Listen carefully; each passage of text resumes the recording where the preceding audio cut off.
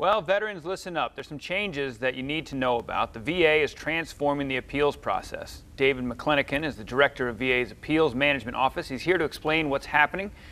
All right, David, so what does the new law require of the VA?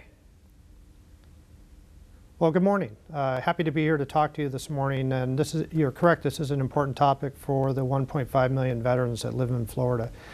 The new law requires VA to establish a new appeal process for veterans. It'll provide them more options. They can tailor their review of their decisions they received on their benefit claims as they see fit.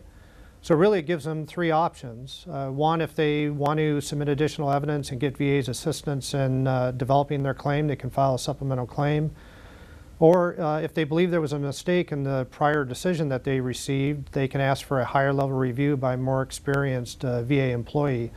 And then finally, unlike the current law, they can appeal directly to VA's Board of Veterans Appeals after they receive a decision. So more options for veterans, gives them choice.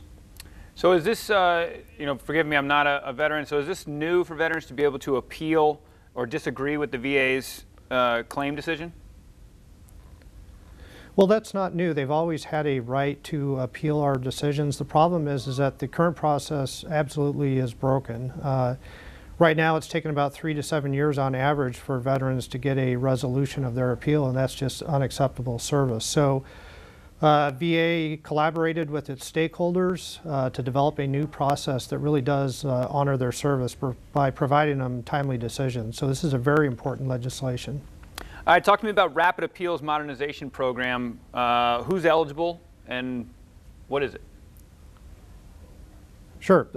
Again, great program. Those veterans that are living in Florida now, there's about 45,000 of them that have appeals pending now.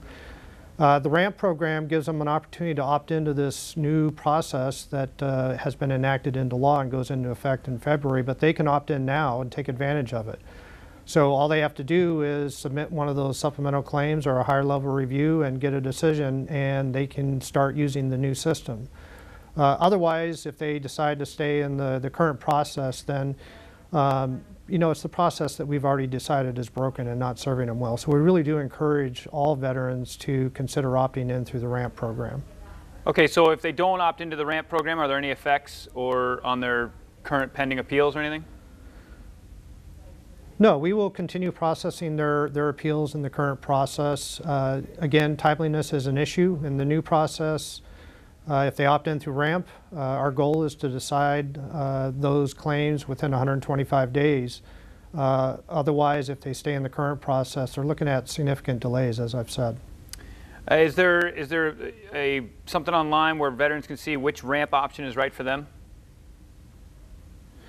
Well, there's a lot of information available online about RAMP in particular, but also VA's Appeals Modernization Initiatives. That's available at benefits.va.gov.